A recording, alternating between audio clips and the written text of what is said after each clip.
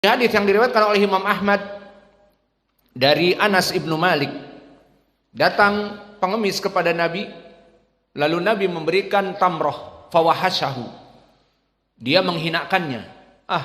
Cuman hanya sekedar tamr. Tamroh maknanya dengan tak marbutoh adalah satu buah saja. Kemudian tidak mau menerima. Dan datang pengemis yang kedua. Dan pengemis yang kedua mempunyai adab. Diberikan tamroh, satu buah tamr dari tangan Nabi. Maka berkata, subhanallah, tamratun min Rasulillah. Maka dia memuji dan bersyukur dan mengatakan ini tamr dari Nabi, tidak sembarang tamr. Maka Nabi yang manusia fitrahnya senang disyukuri dari nikmatnya. Padahal penuh keterbatasan, hanya memberi tamroh, bukan hamburger yang dia berikan, bukan Pizza Hut yang dia berikan, lemosin lagi, bukan. Maka yang dia berikan hanya satu buah tamroh, tanpa diproses, langsung mungkin dari pohon diberikan. Maka orang ini bersyukur dan mengagungkan pemberian Nabi. Akhirnya Nabi tersentuh dan ingin memberikan tambahan over and over again. Apa ucapan Nabi? Qala Rasulullah sallallahu alaihi wa ala alihi wasallam lil jariyah, kepada pembantunya, kepada budaknya perempuan, idhabi ila ummi Salamah fa'atih arba'ina dirhaman alati indaha. Maka pergi kepada Ummu Salamah dan berikan 40 dirham yang ada padanya. Maka hadis ini menunjukkan bagaimana Nabi seorang manusia yang senang jika disyukuri. Maka dia ingin memberikan over and over again. Maka akhirnya dia memerintahkan untuk memberikan 40 dirham. Yang ada pada Ummu Salamah diberikan kepada orang ini, mungkin butuh membeli sesuatu. Tidak hanya cukup dengan tamroh, satu butir kurma. Hadis ini barakallahu fikum diriwayatkan oleh Imam Ahmad dari jalan Aswad. Haddatsana Umarah As-Saidalani an Thabit an Anas. Maka sanad ini semua rijalnya thiqat kecuali Amarah As-Saidalani, Amarah ibnu Zadan As-Saidalani saduq.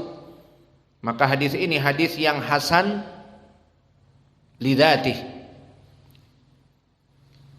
karena Al-Aswad ibnu Amir rawi yang thiqah, dan Thabit Al-Bunani juga thiqah min asbatinas dari Anas. Maka di sini pendalilan di dalam hadis bahwa Nabi Muhammad seorang manusia yang penuh keterbatasan, yang mempunyai akhlak yang mulia, itu merasa senang jika seorang yang diberikan sesuatu bersyukur kepadanya. Maka apalagi Allah, dan Allah yang maha luas rizkinya. Di saat disyukuri oleh hambanya, maka dia pasti akan memberikan tambahan yang lebih, karena dia mampu untuk memberikan apa yang dia inginkan. Maka Allah menjanjikan di surat Ali Imran tadi, wasanajzi asyakirin, pasti kami akan membalas dengan balasan yang melimpah bagi orang-orang yang bersyukur. Dan juga la in syakartum la azidannakum, jika kalian bersyukur la azidannakum. Perhatian dari segi i'rab kalimat la azidannakum. La azidannakum dari fi'lun mudhari' azidannakum dengan nun taukid as-sakilah, maka bimakna taukid, dan lam huna kadalik lam taukid. Maka barang siapa yang bersyukur kepadaku la azidannakum, dengan fi'lun mudhari' pasti aku akan memberikan tambahan dengan lam taukid dan nun taukid, menandakan pasti. In English verily, pasti akan aku berikan tambahan. Maka ini keutamaan yang pertama, Maka pandailah bersyukur ya ibadallah. Jika kalian mensyukuri dari istri yang Allah berikan kepada kalian satu, maka Allah mengatakan la azidannakum, akan ditambah lagi. Jadi dua disyukuri. Allah berfirman la in syakartum la azidannakum, jadi 3.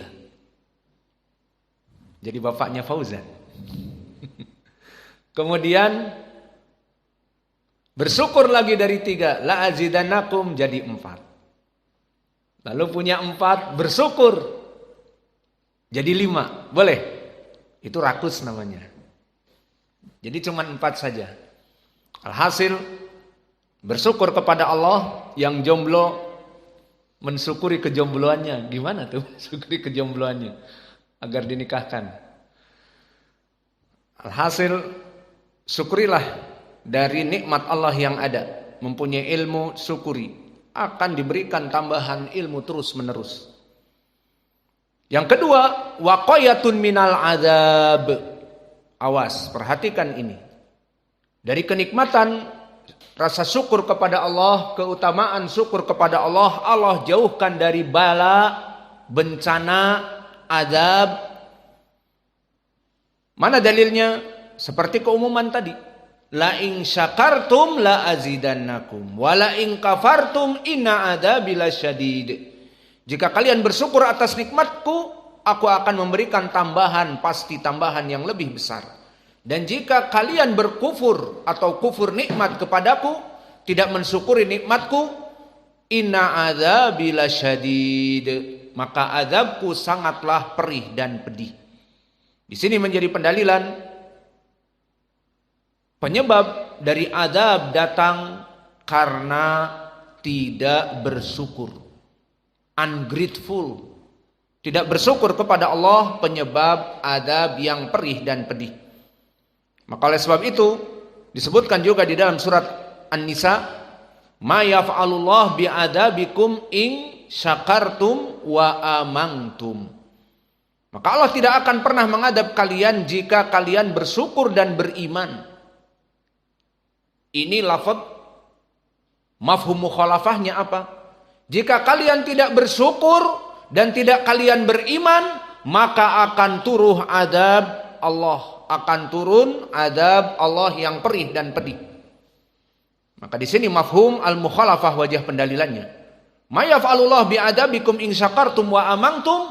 Allah tidak akan mengadab kalian jika kalian bersyukur dan kalian beriman. Maka jika kalian diberikan nikmat dan tidak bersyukur, akan menyebabkan azab kepada kalian. Dan itu pun di dalam ayat yang masyhur surat Saba yang menceritakan bagaimana mereka kufur. Laqad kana li saba'in fi maskanihim ayah jannatan an yaminin wasyimal. Kulu min rizqi rabbikum washkurulah baldatun thayyibatun wa rabbun ghafur. Fa'aradu fa arsalna alaihim sailal arim.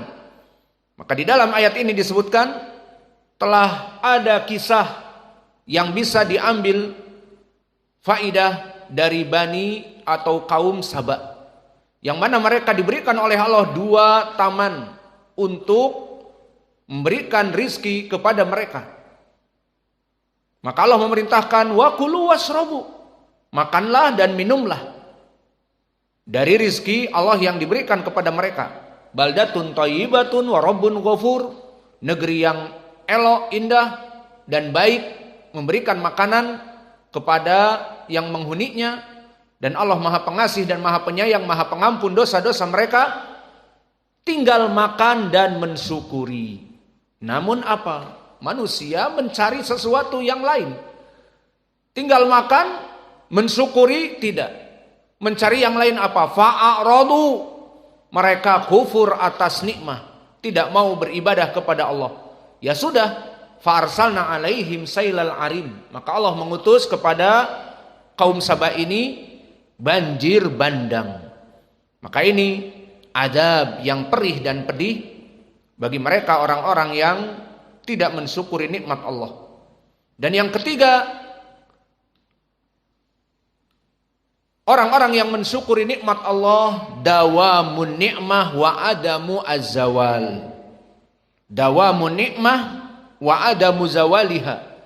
Maka dari keutamaan orang-orang yang mensyukuri nikmat Allah Jalla wa Ala, dawamun nikmah wa adamu zawaliha, Allah akan memberikan forever in the pleasure, terus menerus dalam keadaan kenikmatan. Dan adamu zawaliha, Allah tidak menjadikan dia menjadi pailit dan bangkrut setelahnya.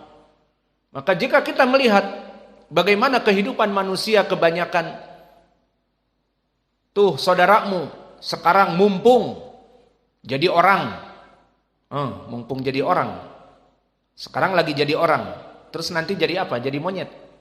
Maksudnya biasa orang mengatakan, saudaramu sudah jadi orang, maknanya orang kaya, orang berpangkat, orang yang mempunyai kedudukan. Mumpung saudaramu jadi gubernur ataupun jadi miliuner, minta bantuan sana. Maka banyak kita mendengar bahwa dari siapa yang kita kenal sekarang lagi naik daun. Tetapi setelah beberapa tahun, yang tadinya naik daun, dia turun pohon dan ketiban pohon. Sudah turun dari pohon, tadi naik daun, sekarang turun dari pohon dan ketiban pohon. Maka keadaan manusia tidak statis. Kehidupan manusia di dunia berubah-ubah. Yang tadinya di atas menjadi di bawah, yang tadinya di bawah menjadi di atas. Seperti pepatah Indonesia mengatakan, hidup di dunia ini bagaikan roda yang berputar. Kadang di atas dan kadang di bawah. Saat di atas jaya raya, kaya raya. Saat di bawah fakir miskin, menderita, sakit, panuan, kudisan, kurapan. Itu penyakit orang miskin. Penyakit orang kaya penyakitnya lain, hyperkolesterol. Ataupun yang kerennya lagi diabetes mellitus. Meletus karena saking kayanya. Adapun penyakit orang miskin, kurap, kudis, dan sebagainya. Mau pilih penyakit yang mana? Penyakit orang kaya atau penyakit orang miskin? Maka itulah keadaannya. Dan pepatah ini bagaikan roda berputar orang hidup di dunia ini. In English adalah the life is never flat. Hidup itu tidak statis, tidak flat. Flat itu rata. Seperti antum lihat tembok kita ini, yang flat, rata. Dan lihat kepada seng yang di atas, bergelombang. Maka itu adalah berelief. Maka kadang di atas, kadang di bawah. Maka kehidupan itu is never flat. The life is never flat. Kehidupan di dunia tidak pernah terus dalam keadaan satu kedudukan. Jadi kadang kaya kemudian miskin. Dan kadang miskin menjadi kaya dan miskin lagi. Dan itu adalah kehidupan dunia. Maka di saat kalian mendengar dari orang, tuh saudaramu mumpung jadi orang, minta bantuan sana, minta kerjaan, minta diminta dimasukkan akabri. Mau jadi akabri? Apa itu akabri? Apa tahu akabri? Nggak tahu. Itu yang dijual pagi-pagi pakai oncom. Oh itu surabi ya, bukan akabri. Itu surabi. Kalau di Bandung ada sekarang lagi keren viral surabi imut. Jadi bukan akabri ya, surabi itu. Taib. Kembali kepada masalah. Makanya jangan tidur. Nanti kau jadi akabri, lulusan dari sini. Maka mumpung menjadi orang,